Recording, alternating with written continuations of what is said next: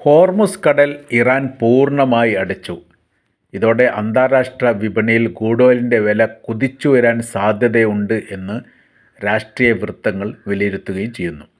കഴിഞ്ഞ ദിവസം ഇറാനിലെ ജലസംഭരണിക്ക് നേരെയും വൈദ്യുത നിലയത്തിന് നേരെയും അമേരിക്ക ആക്രമണം നടത്തിയതിനോടുള്ള പ്രതികാര നടപടി എന്ന തരത്തിലാണ് പൂർണ്ണമായിരിക്കുന്ന ഹോർമുസ് കടൽ അടക്കൽ പ്രസ്താവന ഇറാൻ്റെ ഭാഗത്ത് പുറത്തു വന്നിരിക്കുന്നത്. അതുമായി ബന്ധപ്പെട്ട് കുറച്ചുകൂടി അതിൻ്റെ വിശദീകരണ ഭാഗത്ത് ഇങ്ങനെ പറയുന്നു: ഒമാൻ്റെ അതിർത്തിയോട് ചേർന്ന് കൊണ്ടും കപ്പൽ ഗതാഗതം ഉണ്ടാവുകയാണെങ്കിൽ തീർച്ചയായിട്ടും ആ മേഖല കേന്ദ്രീകരിച്ചു കൊണ്ടും തങ്ങൾ ആക്രമിക്കുമെന്നുള്ളതാണ്. അഥവാ പൂർണ്ണമായിരിക്കുന്ന ഹോർമുസ് കടലിൻ്റെ അധികാരം ഇറാനിലേക്ക് വന്നു ചേരുന്ന തരത്തിലാണ് ഇറാൻ്റെ പ്രസ്താവന വന്നത്. ഇത് അമേരിക്കയെ സംബന്ധിച്ചിടത്തോളം വലിയ ആശങ്കയുണ്ടാക്കുകയും ഞെട്ടിപ്പിക്കുകയും ചെയ്യുന്ന കാര്യമാണ്. ഈ മേഖലയിലൂടെ ഒമാൻ്റെ അതിർത്തി കടന്നുകൊണ്ട് ചില കപ്പലുകളെ കടത്തിവിടാനുള്ള ശ്രമം പല ഘട്ടങ്ങളിലായി അമേരിക്ക നടത്തിയിരുന്നു. 1-2 കപ്പലുകൾക്ക് അങ്ങനെ കടന്നു പോയതായിരിക്കുന്ന അന്താരാഷ്ട്ര റിപ്പോർട്ടും പുറത്തു വന്നിരുന്നു. എന്നാൽ പിന്നീട് ഇത് കർശനമാക്കുകയും ഈ ടോള് നൽകാത്ത ഏതൊരു കപ്പലിന് നേരെയും ആക്രമണം നടത്തും എന്ന ഇറാൻ്റെ മുന്നറിയിപ്പോട് കൂടി അവിടെ വീണ്ടും പ്രതിസന്ധി ഉണ്ടായി. ഈ പ്രതിസന്ധിയെ മറികടക്കാൻ പല മാർഗങ്ങളും വഴികളും നോക്കിയിട്ടും കഴിയാത്ത സ്ഥിതി വന്നു. ലോകത്ത് ആകമാനമുള്ള ക്രൂഡ് ഓയിലിൻ്റെ വിപണിയിൽ വലിയ രീതിയിലുള്ള കുതിച്ചുചാട്ടമാണ് ഇപ്പോൾ ഉണ്ടായിരിക്കുന്നത് എന്ന് അന്താരാഷ്ട്ര മീഡിയയിൽ കാണാൻ വേണ്ടി സാധിക്കുന്നു. നിയന്ത്രണം അമേരിക്കയുടേത് അറ്റുപോയിരിക്കുന്നു. ഇനി ഒരു തിരിച്ചുവരവ് അസാധ്യമാണ് എന്ന തരത്തിലാണ്. ആകെ ഹോർമുസ് കടൽ എന്ന് പറഞ്ഞാൽ 90 കിലോമീറ്ററാണ് നീളം കണക്കാക്കുന്നത്. അതിന് വീതി കണക്കാക്കുന്നത് 30 കിലോമീറ്ററാണ് കൂടിയ ഭാഗത്ത്, കുറഞ്ഞ ഭാഗത്ത് 15 കിലോമീറ്റർ. അഥവാ ഹോർമുസിൻ്റെ കൂടിയ ഭാഗം നോക്കുന്ന സമയത്ത് ഇറാൻ്റെ അതിർത്തിയിൽ നിന്ന് ഒമാനിലേക്ക് 30 കിലോമീറ്ററാണ് ദൂരം. കുറഞ്ഞ ഭാഗം നോക്കുകയാണെങ്കിൽ 15 കിലോമീറ്റർ. ഈ തരത്തിലാണ് ഈ ഹോർമുസ് കടലുമായിട്ട് ബന്ധപ്പെട്ട ഈ മേഖല നിലനിൽക്കുന്നത്. അതിൽ തന്നെ 3 കിലോമീറ്റർ മാത്രമാണ് വീതി വിസ്താരമുള്ള ഭാഗമാക്കിയിട്ട്, അതായത് അന്താരാഷ്ട്ര പാതയാക്കി നിയോഗിക്കപ്പെട്ടത്. ബാക്കിയുള്ള സ്ഥലത്തൊക്കെ താഴ്ച കുറവായിട്ടോ മറ്റെന്തോ വിഷയം ഉണ്ടായിട്ട് കപ്പൽ ഗതാഗതം പറ്റില്ല. 3 കിലോമീറ്റർ ഏകദേശം മധ്യത്തിൽ, അതായത് 30 കിലോമീറ്റർ നമ്മൾ എടുക്കുന്ന സമയത്ത് 15 കിലോമീറ്ററിൻ്റെ മധ്യം കണക്കാക്കിയിട്ട് അവിടെ നിന്ന് ഒരു 3 കിലോമീറ്റർ വീതിയാണ് അങ്ങോട്ടും ഇങ്ങോട്ടുമായിട്ട് കണക്കാക്കിയിട്ട് ഈ കപ്പൽ ഗതാഗതം നടക്കുന്നത്. ഇതെല്ലാം ഈ ഇറാൻ്റെ നിയന്ത്രണത്തിലാണ്. കാര്യം 30 കിലോമീറ്ററിൻ്റെ പകുതി എന്ന് പറയുന്ന സമയത്ത് 15 കിലോമീറ്ററാണ്. ഇനി 15 കിലോമീറ്റർ പകുതി എന്ന് പറയുന്ന സമയത്ത് 1.5 കിലോമീറ്ററാണ്. അത് ഇറാനിലേക്ക് അടുത്ത് വരുന്ന ഭാഗമായിട്ടാണ് കണക്കാക്കുന്നത്. ഇവിടെ അപ്പാടടച്ചു എന്ന് പറഞ്ഞാൽ ഒരു കപ്പൽ പോലും ഇനി ഈ മേഖലയിലൂടെ പുറത്തോട്ട് പോകില്ല എന്ന് പറയുമ്പോൾ പൂർണ്ണമായിരിക്കും നിയന്ത്രണം ഏറ്റെടുക്കുകയും അതിന് പ്രത്യേകമായിരിക്കുന്ന സൈനിക സംവിധാനത്തെ നിയോഗിക്കുകയും ചെയ്തിട്ടുണ്ട്.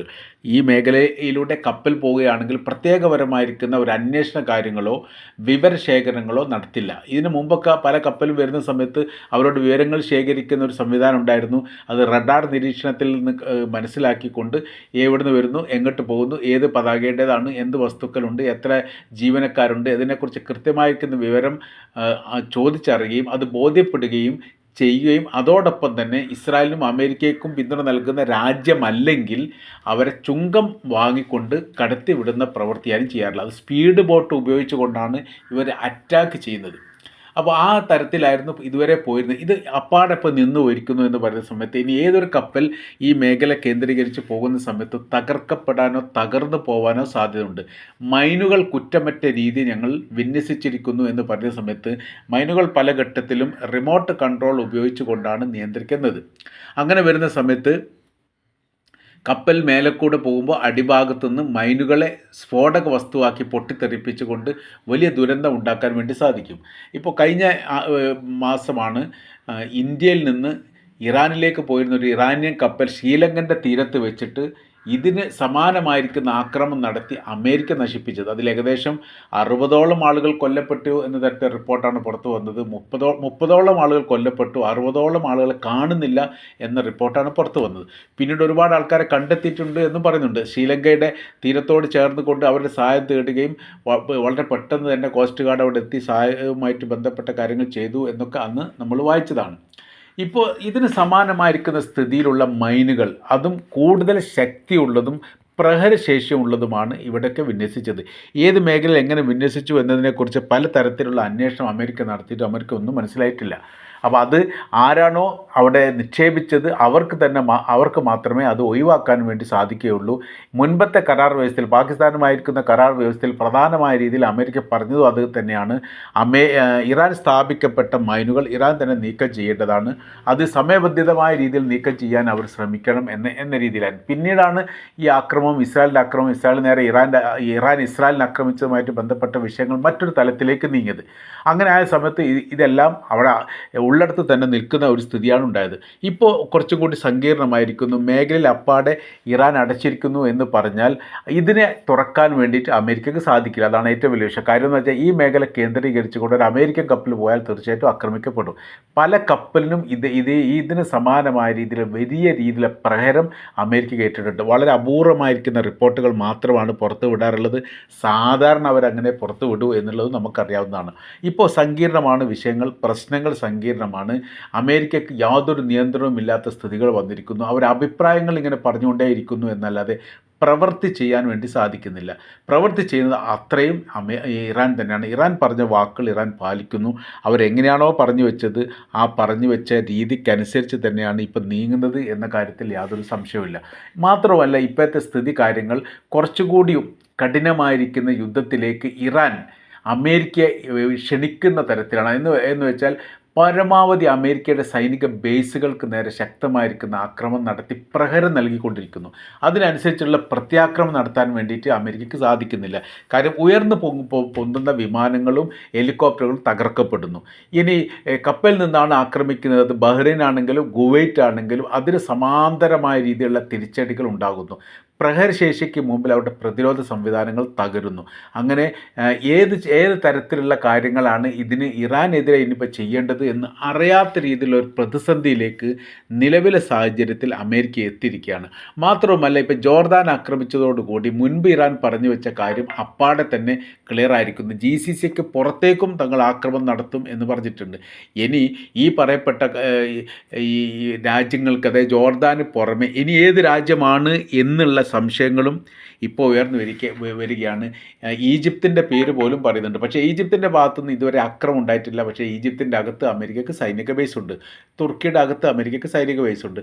ഇറാഖിന് ഏതായാലും ഇപ്പോൾ ആക്രമിക്കുന്നുണ്ട്. കാരണം ആ സൈനിക ബേസ് വർഷങ്ങൾക്ക് മുമ്പ് കുവൈറ്റ് യുദ്ധവുമായിട്ട് ബന്ധപ്പെട്ട് സ്ഥാപിക്കപ്പെട്ടതാണ്. അത് പിന്നെ നീക്കം ചെയ്തിട്ടില്ല. അങ്ങനെ സർവ്വ മേഖലയിലുമുള്ള അമേരിക്കയുടെ സൈനിക ബേസ് ഇപ്പോൾ വലിയ രീതിയിലുള്ള ഭയപ്പാടാണ്. ഏത് സമയത്താണ് തങ്ങൾ ആക്രമിക്കപ്പെടുക എന്ന് ആകാംക്ഷയിൽ എത്തിരി നിൽക്കുന്ന ഒരു സാഹചര്യത്തിലാണ് ഇപ്പോൾ സൈനികരുള്ളത്. സൈനികരുടെ കുടുംബങ്ങൾ, ബന്ധുക്കളെല്ലാം യുദ്ധവുമായിട്ട് ബന്ധപ്പെട്ട കാര്യത്തിൽ വലിയ രീതിയിലുള്ള സമ്മർദ്ദത്തിലാക്കിയിരിക്കുകയാണ് ഡൊണാൾഡ് ട്രംപിനെ.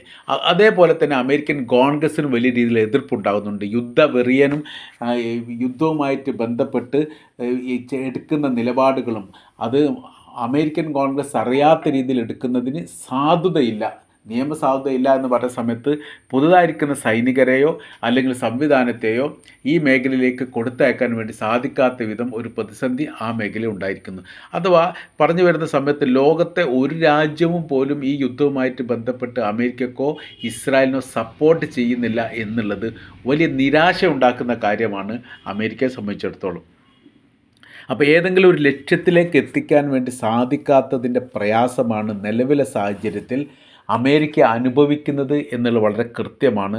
വിജയിച്ചെടുക്കാൻ സാധിക്കുന്നില്ലെങ്കിൽ പരാജയപ്പെടാതെ ഒപ്പിക്കണം എന്നുള്ളതായിരുന്നു അമേരിക്കയുടെ താല്പര്യം. അതിനും സാധിക്കുന്നില്ല. നിരന്തരം അമേരിക്കയുടെ സൈനിക ബേസ് ആക്രമിക്കുന്ന സമയത്ത് അറേബ്യൻ രാജ്യങ്ങൾ ഇപ്പോൾ പ്രതിഷേധിച്ചിട്ടുണ്ട്. അത് അമേരിക്കയോടാണ് പറഞ്ഞത്, നിങ്ങൾ കാരണത്താലാണ് ഞങ്ങളുടെ സൈനിക ബേസ് ഞങ്ങളുടെ ജീവിത നിലവാരം തന്നെ തകരുന്നത്. ആയതിനാൽ ഈ മേഖലയിൽ നിന്ന് സൈനിക സംവിധാനങ്ങൾ ഒഴിവാക്കണം, ബേസുകൾ ഒഴിവാക്കുന്നതിനെക്കുറിച്ച് ആലോചിക്കണം എന്നുള്ള അഭിപ്രായം അമേരിക്കയോട് പറഞ്ഞിട്ടുണ്ട്. ആദ്യം തന്നെ UAE ആണ് പറഞ്ഞത്, പിന്നീട് പല രാജ്യങ്ങളും പറഞ്ഞിട്ടുണ്ട് എന്നാണ് മനസ്സിലാക്കാൻ വേണ്ടി പറ്റുന്നത്. ഏതായിരുന്നാലും കൃത്യമായിരിക്കുന്ന ഒരു ലക്ഷ്യം കണ്ട് ഒരു വിജയം നേടുക എന്നുള്ളത് അമേരിക്കയെ സംബന്ധിച്ചിടത്തോളം അസാധ്യമാണ് എന്ന് ഏറ്റവും അവസാനത്തെ തെളിവിൻ്റെ അടിസ്ഥാനത്തിലും അല്ലെങ്കിൽ രീതിക്കനുസരിച്ചും നമുക്ക് പറയാൻ വേണ്ടി സാധിക്കുന്നതാണ്.